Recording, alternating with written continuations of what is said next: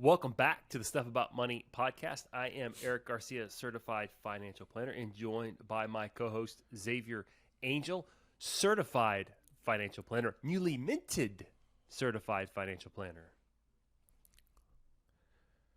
Thanks, Erik. It's great to be here, be on the show with you. I know we've been talking about this for years. Getting that CFP behind me now has allowed us to finally move forward and start these podcasts. So You can finally great start to be working here. again. So if y'all caught our last show, that was a great show with Phil Blancato on inflation. Xavier was supposed to be on that show, but we had some technical difficulties. We're really good with money. We are less good with technology.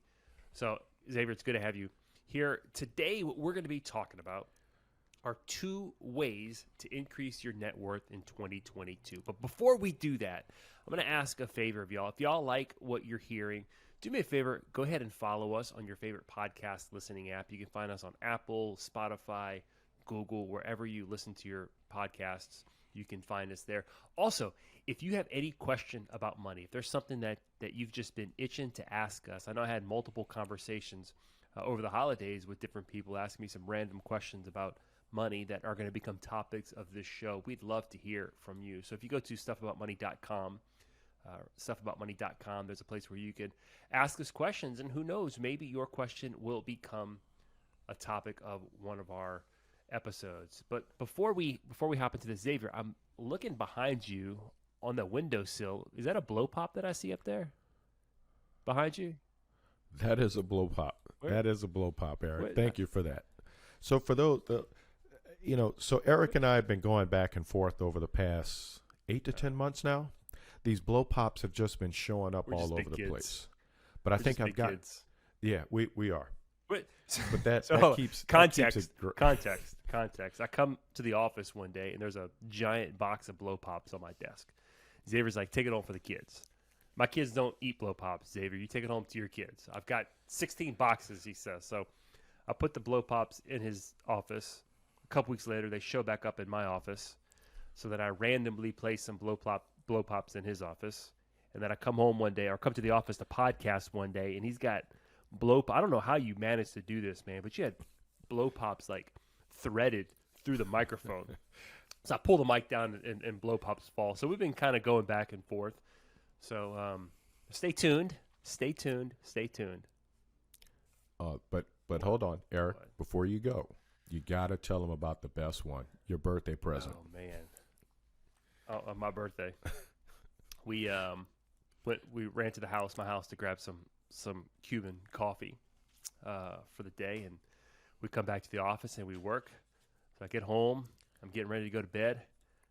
On my pillow is one of Xavier's business card with a little happy birthday message and a blow pop. That was good. He definitely had an accomplice in that one. I told you when I first started, when we started working with each other, that I'm a big kid. All right. So I We'll love save being a blow kid. pop, more blow pop stories for another day. But let's get into 2 ways to increase your net worth in 2022. So, Xavier, why does net worth even matter? What is net worth? Net worth is your assets minus your liabilities. Why is it important? A lot of things that we do, people are going to ask you, what is your net worth? If you go get a loan, go to purchase a house, these are things that the banks So are it's looking kind at. of like a financial scorecard, people. This is a good way to measure how you're doing financially, and it's a good thing to measure over time to see if your financial standing or your net worth is increasing. So Xavier said it's all your stuff, everything you own, right? Fancy word is assets. Cor- Minus all that you owe. Fancy word is liabilities. That little formula, all you own minus all you owe equals your net worth. And that's what we're going to talk about today. All right, so I'm going to name real quick the 2 ways to increase your net worth, and we're going to jump into this and we're going to unpack it. So the first way, right, is to increase what you own, right? And that simple formula, if I own more stuff, my net worth is going to go up. And then the second way And the second way is if you decrease those liabilities, then your net worth is going to go up. So there's two ways to increase your net worth: increase your assets or reduce your liabilities. So let's jump into this. Let's start with assets. So assets, those are that's everything that you own. So an asset is something that's got an economic value, meaning that it can be sold or exchanged for something else of value. An asset, it's a resource that can be used to generate future economic benefits, like a stock, right, or a mutual fund. It's invested, it's earning interest. It can generate future economic benefits. Your checking accounts, your savings accounts, Now, 401ks, IRAs. IRAs. Those are what we would call liquid assets. So we can break assets down into further categories, right? We have liquid and illiquid assets. So you're talking about Correct, checking right. accounts. Talking about the liquid assets. So let's start there. So bank accounts, that's my savings account. That's my checking account. That's my, maybe, I don't know, a CD at the bank. These are deposit accounts at the bank that's probably not going to earn much interest. But if I save more money, I've got more in my bank account, and it's going to increase my net worth. Correct. Some of the other ones that you're going to have, Eric, that are out there is going to be those investments that you have, whether it's the traditional IRAs, the 401ks, any one of those accounts that you can put money into on an ongoing basis. If you're saving more at your 401k at work, you've just increased your net worth. If you've made a Roth contribution, you've increased your net worth. All things remaining equal. Obviously, there's a lot of variables in what you can do with your money. But if you build up those liquid assets, you're increasing your net worth. So the other asset that we talked about these are illiquid assets. Now, what's the difference between, give me a rundown real quick for our listeners, Xavier, the difference between liquid and illiquid assets. The liquid assets are going to be those assets that I have access to within, 24 to 48 hours. If I need assets or money, cash right now, I have access to it. The illiquid assets are going to be the assets that I don't have. They're not readily available for me to get access to. It's going to take you some time. So, bank accounts, stock investments, you can turn those to cash so long as it relatively quickly. But liquid assets, you can't just go ahead and turn to cash. So an example of an illiquid asset would be real estate. Right. Real estate, your car, business. Yeah. So those are going to be those illiquid I've got a house. assets. I own my house, and I owe on my house. So my asset is represented by the equity, what I have left if I were to pay off my loan and sell the house. So that, I'm thinking about that, particularly kind of coming off the market that we've been in, where we've seen real estate kind of skyrocket, shoot through the roof in some places where houses are worth 15, 20, 30% more. So if I'm tracking my net worth, what do you think about this? This is how I see it. Tell me if I'm off base here. If I'm tracking my net worth and I've got a house, and 2 years ago it was worth $300,000, and then today it's worth $400,000. Typically, I'm not going to put $400,000 on my net worth statement or for that value, that asset, because the market's going to change, and more than likely I'm not selling it right now. So I'm probably going to track it at that $300,000 rate, or maybe a little bit more, just because I'm not really, right. I haven't really done anything to. And one of the questions that I get on a regular basis, Eric, is if that house right now is, it goes up to $400,000, but I still owe $275,000 on my mortgage.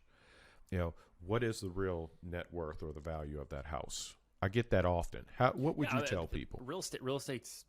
A lot of people think real estate values don't change that often. They think that real estate is safer and more stable than, let's say, the stock market. But if we were to track the value of real estate on an ongoing basis, real estate would probably be as volatile as the stock market, if not more. Think about if we could track the real time value of your house as a hurricane was in the Gulf, the value of your house would probably drop. You probably wouldn't be able to sell it. And if you were to sell it, you probably have to sell it at a really low price. At the end of hurricane season, I bet you the value of your house goes back up. So when we're tracking the value of our house represents an asset that we're using, right? We need to live somewhere. It's you call it a use asset. So that's why I'm not gonna allow the value of the house that I'm living in. Now I'm talking about my primary residence. I'm not gonna let the value of my house that I'm living in impact my annual net worth, because I'm not looking to sell it. I haven't changed anything to increase my net worth. So I'm probably going to keep my house value at a stable value, if that makes sense, when I'm tracking my net worth. Now, That does. if I own rental property, that's a little bit different. You mentioned another liquid asset was a business. I start to see rental property more in the business category, where I've got this asset that's generating revenue for me. I may be buying and selling. I may be flipping. So that's an asset that I might track the current real value, if that makes sense for my net worth statement. Right, and that does as well. Now, another illiquid asset that you and I discussed earlier today was automobiles. You know, is a car and that's a is big a car one. People, even an asset? I would argue. I would argue that as well, because previously when we were discussing that, so if I go out and I buy a $75,000-$80,000 car, is that an asset on my books for $75,000-$80,000? No, I don't think so. Or is it less? So like if someone says, how do you track the value of your car on your net worth statement? Okay, here's how and I'm talking about your car that you drive. If we're talking about collectibles, that's a different category.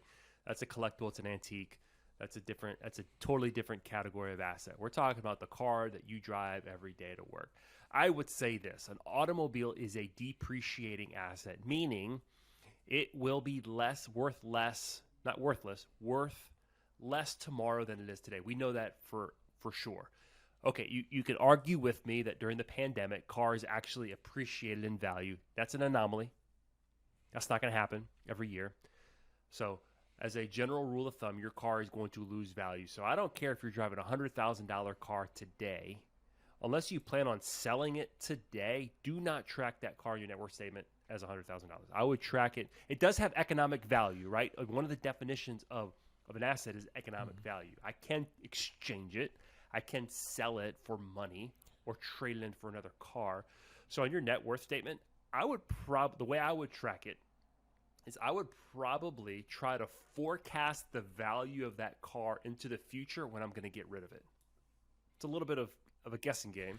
And Eric, I've had a couple people ask me as we're sitting down and we're planning, if they go to Kelley Blue Book value, can they use that value and put that on their asset sheet? That whatever that costs that the Kelley Blue Book value is stating that car is. Yeah. So if I've got that, I was gonna say personally, when I track my net worth, I don't even put the value of my cars on there because I know they're depreciating assets. So I actually leave them off. Now, you can track it on there because there is a value. I traded in my car earlier or at the end of 2021. We are recording here at the end of 2021. By the time you listen to this, it'll be the beginning of 2022. But I traded my car and I got money back. So I did get economic value for it. So technically it was an asset that I could have been tracking on my net worth statement. But I was more concerned with tracking the net worth from a perspective of like the actual behaviors, the actual things that I am doing that's going to increase my net worth, not just by chance that something is appreciating or depreciating, if that makes sense. No, that does, and I'm sure our listeners agree. I got something to say for our business owners out there. For our business owners, the majority of our business owner listeners, the majority of their net worth is probably tied up into their business. So now, if you're a business owner who has a business that you're building your business to eventually sell, obviously your business, and most businesses have an economic value. You can turn around and sell it. So as you're building your business, you are increasing your net worth, which is cool. One of the one of the things that I like to tell business owners is be careful that be cautious. Here's the cautionary advice is if all of your net worth is tied up in your illiquid business, that still puts you in a spot of potential danger if you have an event to where you need cash. So I'm a fan, as I'm tracking and building net worth, is I like to build those illiquid assets to the extent that we're able to if we own businesses or own property, but make sure that we're increasing those liquid assets. That gives us some margin, that gives us access to cash in the event that we have one of those shock events, those big expenses come up that we need to get our hands on cash pretty quickly. So what's a good way to begin to grow our net worth then? If we know that assets, the more assets we have, and as we can decrease our liabilities, we're going to grow our net worth.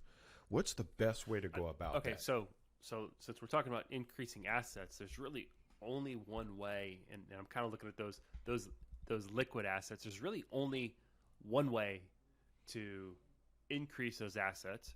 It's to save more money or invest more money. The way to do that is to spend less. So if I spend less and I'm able to build up those assets, that's really the only way to do it. And is there spending less? For those that come to us and ask us, well, I don't know if I can really spend less, but I may be able to save a little bit more. Is there a strategy behind that they can do? Wait, I get that question often. They can't spend less, but they can save. The only reason they can save more is because they're spending less, right? Yeah. Correct. Right. I spend less on saving. I said there's three things that you have to do to have financial success in this world. One is spend less than you make. Two, save as much as you can. So there's a direct core. Hopefully, if you're spending less, that extra money has to go somewhere. So saving it in an account. Now, we can talk all day. What type of account do you save it in? Right now, the purpose here is if you save it, that's a good thing. I'm more interested in seeing you save money at this point. So it may be I'm going to cut going out for lunch 5 days a week. Let me pack my lunch in, and that way it frees up some money that I could come in and say, you know what, I'm going to go ahead and save X amount of dollars. Yeah. And that's going to help me to grow my assets. Take your pick. We all spend money on things that we regret spending on. How about this one? If you work for a company, just go ahead and increase the deduction into your 401k. You probably won't even miss the money. So if you're contributing 3% of your income, increase it to 6% of your income. I guarantee you will not miss that money. Well, I can't guarantee you. You probably won't miss that money. And then the next year, go back and increase it another 3%. So that's number one, increase your assets. So the second way we can increase our net worth is to decrease our liability, decrease what we owe, or reduce our debt. All the same thing, right? And Eric, let's talk about liabilities for a second. Is there a difference between good debt and bad debt? Well, yeah, there certainly is debt that is better than other debt.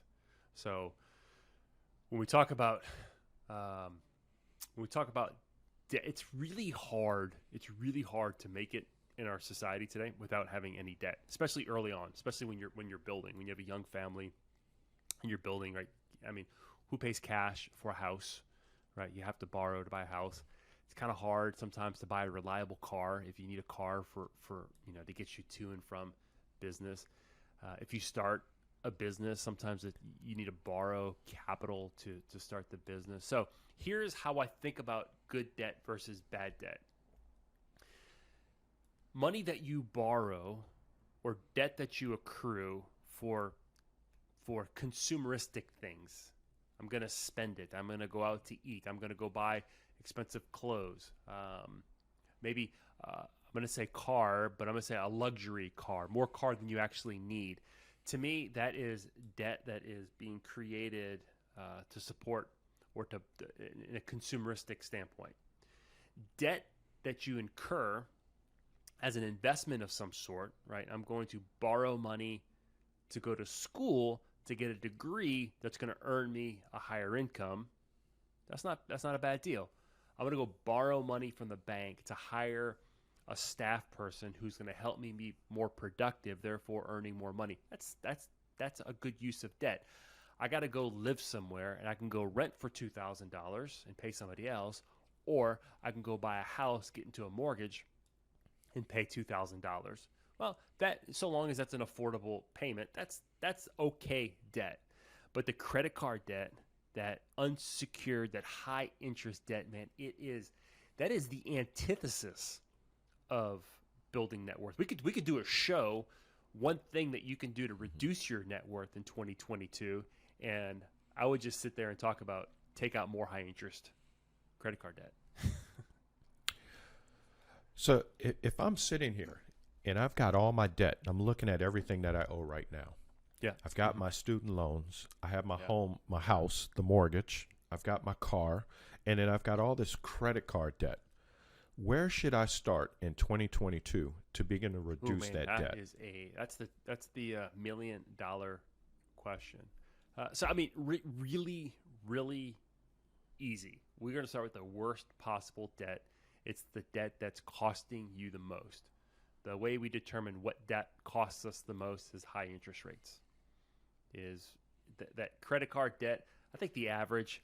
I'm making this up. I think I read this recently.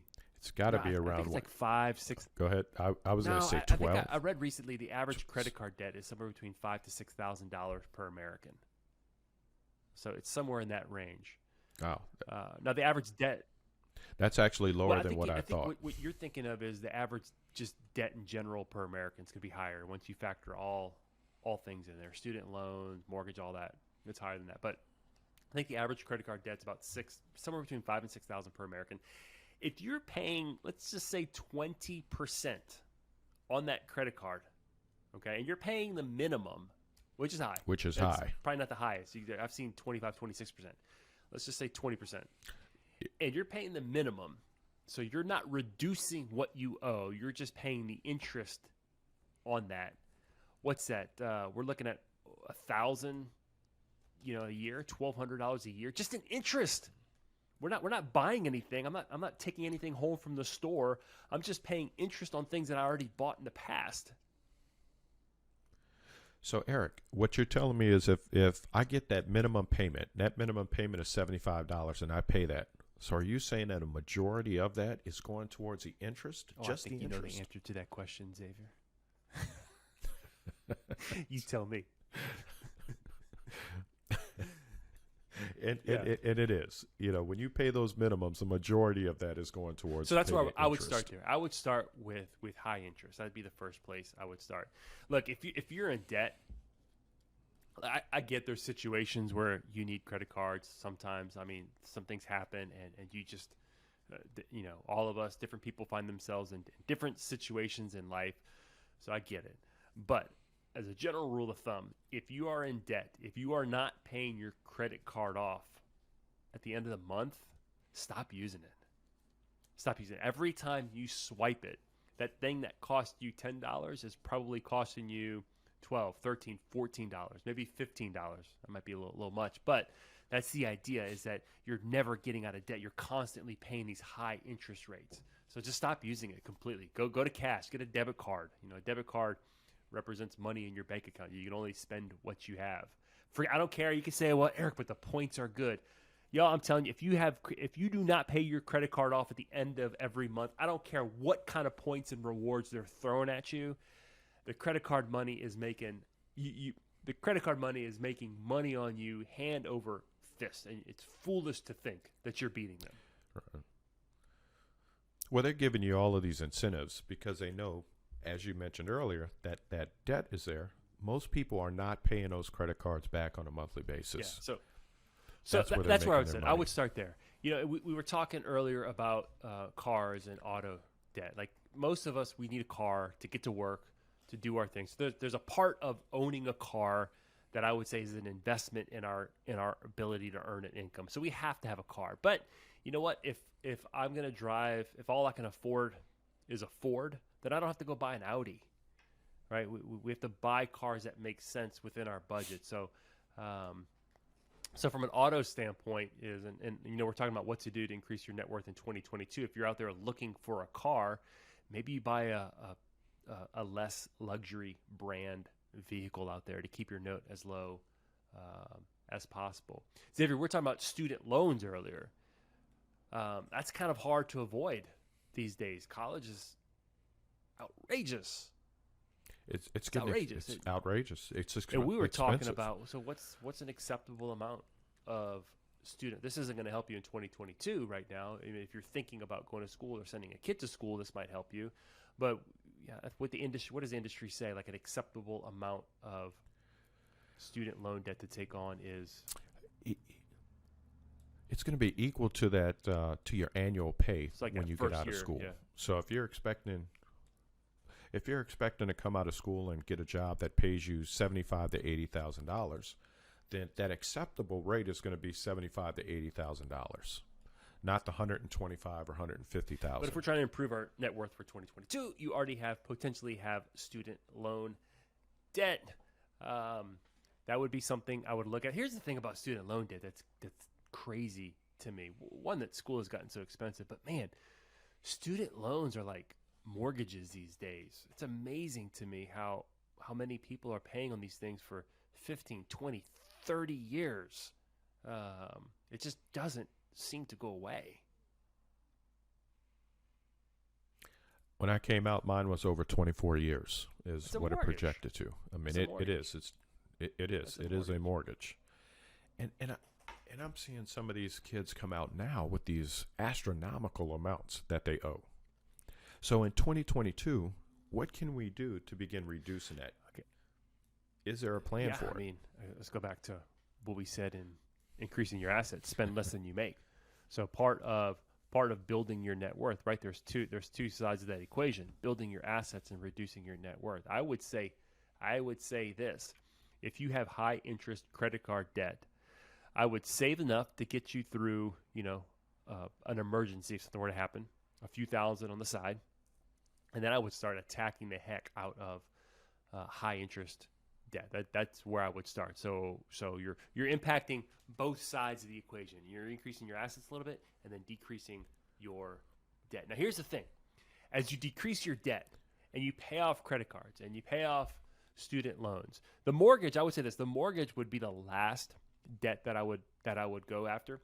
Your mortgage is collateralized by your house, meaning if you can't pay it, you have this asset that is backing that mortgage or backing that debt. So that's the last place I would go to. But as you pay off your debt, as you pay off one credit card, that frees up a lot more money to go towards those other debts that you have, to accelerate your student loan payoff, to accelerate paying off your car note. And hey, on cars, let me make this point here. Just like student loans, where we're seeing these things amortized over like, golly, decades, have you noticed that car loans are being amortized over, I think the average, here we go. We're about to do a show on this. Do you know the average term on a car loan? I think 6 years? Months. It's actually just under 72 months. We're financing cars longer and longer and longer and longer into the future. And what that's doing is it's tricking us into thinking that we can afford more car than we really can. We're buying more. No, like I get cars are expensive, but we don't necessarily need all the bells and whistles in the car, especially guys, if you're in debt. I mean, look, if you've paid off your debt and you're saving for your retirement and you can cash flow a fancy car, that's awesome. I'm never going to be the person who tells you not to buy something nice. I am going to be the person who says. And Eric, I'm going to take it back one step because you did mention something earlier. You mentioned make sure that you've got a couple $1,000s set aside in that bank account. Well, as we're looking at paying this debt back, is there a strategy on how much I should be saving, or what I should have in my savings account? So this is where we need to put the personal back into personal finance. This is kind of tricky. So the industry will say, Xavier, you should have 3 to 6 months of your living expenses in an emergency fund. Well, I mean, 3 to 6 months, that could be a big number for some people. Let's take two examples. It costs you $5,000 a month to live. So that's saying you should have $15,000 to $30,000 in an emergency fund. I'm gonna sit here and tell you, if you have $15,000 to $30,000 in an emergency fund and you're carrying credit card debt month to month, I'm gonna say we need to get rid of that credit card debt ASAP. That we're gonna have a smaller emergency fund. We can build that back up later. This is how I counsel people and advise people in this area. Think back over maybe the past 3 or 4 years. What was like the biggest shock event that you needed to come out of pocket with some cash? It could have been like a medical deductible or something. Was it $1,000? Was it $2,000? Was it your AC breaking in mid-August in New Orleans? Hell, was it Ida that blew through New Orleans and the insurance company didn't pay you enough for your roof claim? What was that number? And then maybe that's the number we target to start. And I think that's a great point that you just mentioned is Hurricane Ida. I think when that gives us something to gauge how much we're going to need in that emergency reserve. How long are you outside of your house? How long are you not working for? What type of income or what do you need to cover from a bill standpoint? So it certainly is. It certainly is. Building your net worth is not a one-time event. This is something that you're going to do over your lifetime. Over your lifetime, tracking your net worth. It's simply taking an inventory of all the stuff that you have and all the stuff that you owe, and over time, we want to make sure that what we own is outpacing what we owe.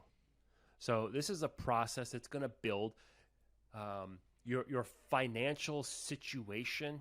We do something with our clients called the financial health snapshot. It's a snapshot, right? It's a picture of kind of where you are today, because tomorrow that's going to look different. The advice I give you today might be slightly different than the advice that Xavier will give to you tomorrow. So again, that goes back to putting the personal back into personal finance. So as we go into 2022, one of the goals, I think this is just prudent money management. This is good financial stewardship. One of the goals should be to increase your net worth. Now, we don't have to increase it by 10 or 20 or 30%. Again, this is a journey. This is something you would do over time.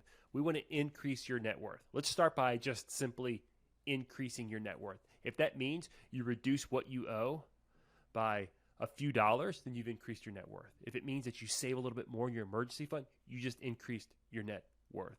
The idea is that we are, over time, that number is trending up, not down. That's great advice, Eric. And with that said, one of the things that I would recommend that you do is sit down. Look at what your assets are. Put your net worth, your liabilities down. Look at where can you make those changes. How can you decrease those liabilities and increase those assets in 2022? All right, y'all. So 2022, we're going to increase our net worth. Just like Xavier said, it starts with taking an inventory. If you've ever tried to borrow money from the bank, especially if you're a business owner, you got to provide your personal financial statement. This is basically what we're doing.